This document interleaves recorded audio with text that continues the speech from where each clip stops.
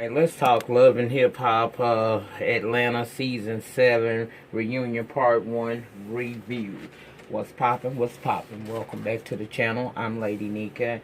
And let's talk about the shit that was last night. Last night was Part 1. We already knew Part 1 wasn't going to give a whole lot. It was a lot of kikis because Erica Mena is a fool. And it was fun to watch her drive Stevie J with mere words, but other than that, I really ain't getting nothing out of Part 1, but we gonna talk about it a little bit. Now let's start off with what I consider to be my best dressed females of the night. That would be Tommy, Rashida, and Enchilada, and Mimi. I liked all four of their looks. Best dressed male, Shooter. Worst dressed, just Brittany with her X-Man looking ass. And why was mama face a little swole? Spice, that shit was cheap and tawdry looking on you. Tokyo Vanity, I love you, sis. I love you down. But you too pretty to keep concealing your face. And you look so uncomfortable. I just don't know what to call how your look was. But it wasn't good. Keely, child, just because. And she need to decide, do she want to be old or young, and stop confusing the fuck out of us, okay? Oh, I don't need to see her next season. The rest of the men and people on this set, well, for the men, the only man, like I said, that stood out to me was Shooter. The rest of the men could do better. And Stevie really could, because to be 7 seasons in, you looked the cheap as fuck. Sequins and them Gucci slip. Boy, if you don't sit down some damn well. Anyway, shout out to Forest Rocks. I saw you later. I saw you. I'll be glad when you return to the YouTube streets, because you are missed down here.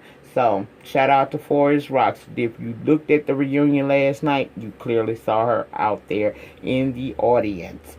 Now, we started the reunion off with Kirk, Rashida, and Jasmine. We all know that Kirk and Rashida been good for a minute now.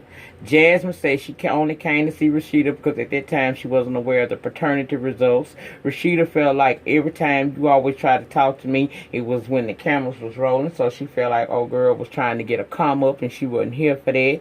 We learned that the siblings have met canon, but Rashida said that she not ready yet. She said she'll interact when she ready on her time, but she not ready, but she did say he was cute. Spice spoke up and said she felt Rashida and was being a friend to her, reason why she wasn't feeling Jasmine, and because she felt like it was foul what Jasmine had done. Well, Jasmine said, "Why you taking up for Rashida and calling her a friend? Do Rashida even know your damn government name?" Bitch, I hollered. I said, "She got you, girl." Jasmine say she didn't make canon alone, and Rashida said, "But yeah, you still should have kept your legs closed and none of this would have happened." I said it once, and I'll reiterate with this. Look, Jasmine was wrong, but Kirk made the vow. So when we placed in fault and anger, place it on both of their shoulders, because that's where it lies. Yes, Jasmine filed for messing with a married man, and she nasty as fuck for allowing him to go up in her unprotected. But Kirk knew he made vows and had a wife and family when he decided to step out and take a risk with this girl. Rashida, the way you handled that shit last night to me was weak, and I had hoped you had grew up and recognized your self-worth by now. But mama, good luck to you and that dick-headed ass husband of yours. Jasmine, sit your ass down and let this be a lesson learned. We don't need to see this hoe no more. Okay?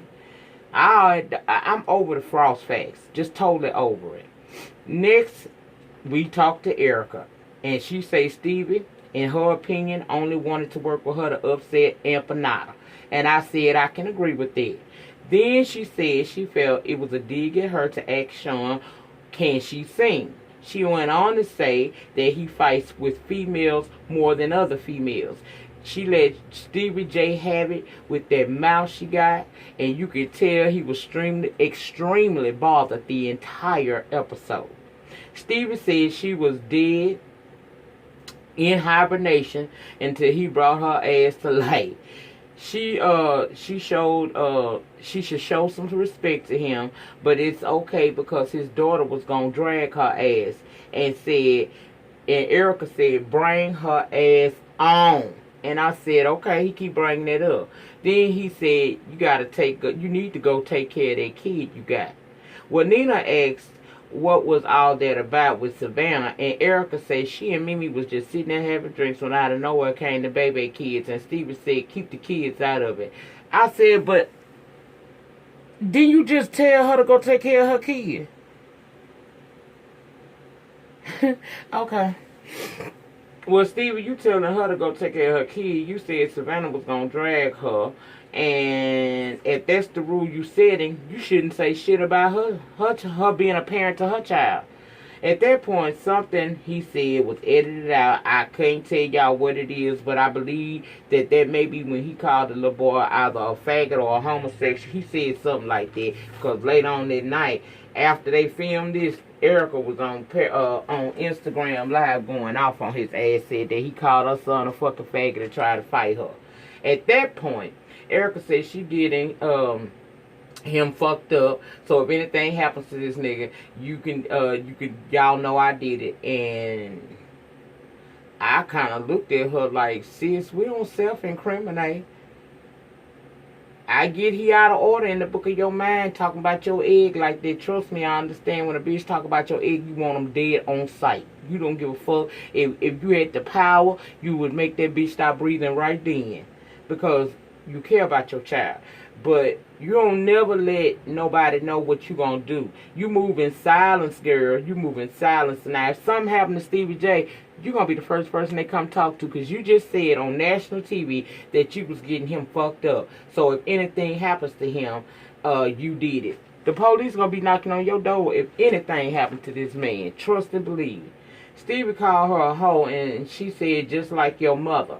So Nina moves in to Sean Garrett and asks how he feels about Stevie talking to Erica like that, and he said he a bitch ass nigga who respects no one. Stevie said, I don't give a fuck about how nobody feel, including that nigga. Erica said Sean got recent hits, not like the old man Stevie. And that's when Sean said he got 51 or 52 number ones and told Stevie, anytime you want to throw hands, we can do that. Stevie said to Sean, chill out. But then Erica said, let's cheer Stevie J on. First fight with a man, you little bitch. I said, child. I told y'all she was giving him hell. On a side note, didn't Stevie J and Benzino have a fight at a reunion?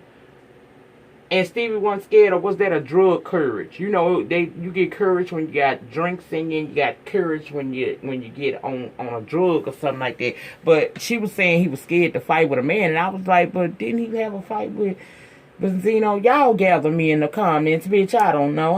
I barely want to talk about this shit because it was dead. Sean said he felt Stevie should have came at him a little bit better at Dime's baby shower. But Stevie said, fuck you, nigga. So Sean calling him old and a has-been. Stevie said, fix your hairline. So Sean said, you ain't going to do shit. And he said, you ain't going to do shit. You just a cream puff. And, you know, I was hollering about that. Then Nina then asked Stevie, what's your real beef with Sean? Because you seem very passionate about your dislike for him. Stevie didn't really respond to her, but he said to Sean, I'll see you in the streets, bitch. Sean asked everybody in the damn building, who in here think that Stevie gonna do shit? And everybody said no, and bitch, I hollered.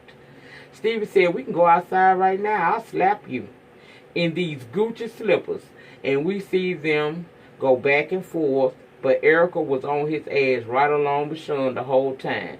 So then Stevie J is escorted off the stage to take a breather. But child, by the time they escorted him out as we went to commercial break, when we came back for the next scene, he was coming right back to the stage. So now it's time let's talk about that thing from X-Men, a.k.a. Just Britney. Nina asked why Spice threw a shoe at Britney. And I wanted to know too, but her only response was to be smart mouth with Britney and tell her this is an A and B conversation, see your way out of it. Britney said they all jealous of her, and that she is a real artist and never heard of a Erica or Empanada or any of that shit. She told Erica, you've been working on music with Jazz and Faye all season. Where is the music, sis? I said, well, shit, she got a point. But we know Erica ain't no artist. She a joke with a cute face and a lethal mouth. That's all. Anyway, Again, did y'all notice how swole her face was? Why was Mama face swole like that? Because I know she got into it later on that night with Johnny Blaze, but yeah, you went to the reunion with a swole up ass face. I don't know. Anyway, Erica said she told us we trying to fuck to get somewhere in the business when she was fucking Stevie J all alone. Nina did ask, was that true to Keely? And Keely said yes, that's what she told me. Keely said we dropped her at Stevie's house before.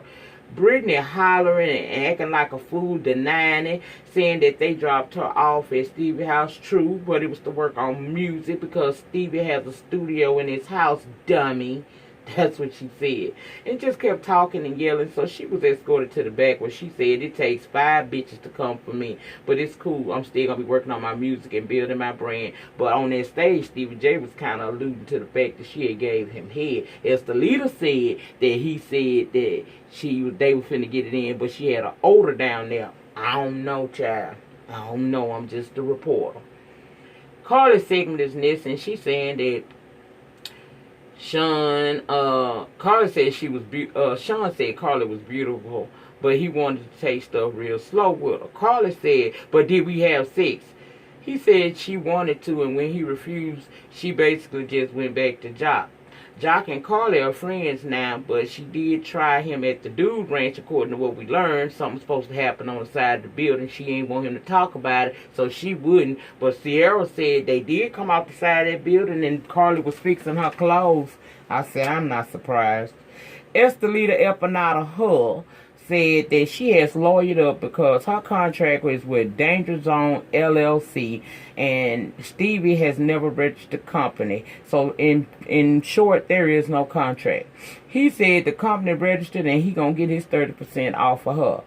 They did ask Sean Garrett, was 30% too much to ask for a client, and he said yes. Erica said Danger Zone in danger, y'all, and I was just hollering, honey. She just trying to work on his nerve, but that shit was funny. Stevie brought up the shit about Erica saying about him, and she should be kissing his feet. That nigga took his shoe off out that Gucci slipper that he bragged on all night long and told her to get at it. He got pretty feet. Erica said, you ain't shit to brag about, bruh. After you, Mimi went full-blown lesbian, and Stevie said because you'll only get one Stevie J in your life. And she told her to pipe down with her Fashion Nova outfit on. Erica and Stevie started arguing real bad at that point because he called her a bitch and she threatened to slap the taste out of his mouth, stood up. So Stevie J got escorted out, and it's at this point he actually leaves the reunion. Tommy is next.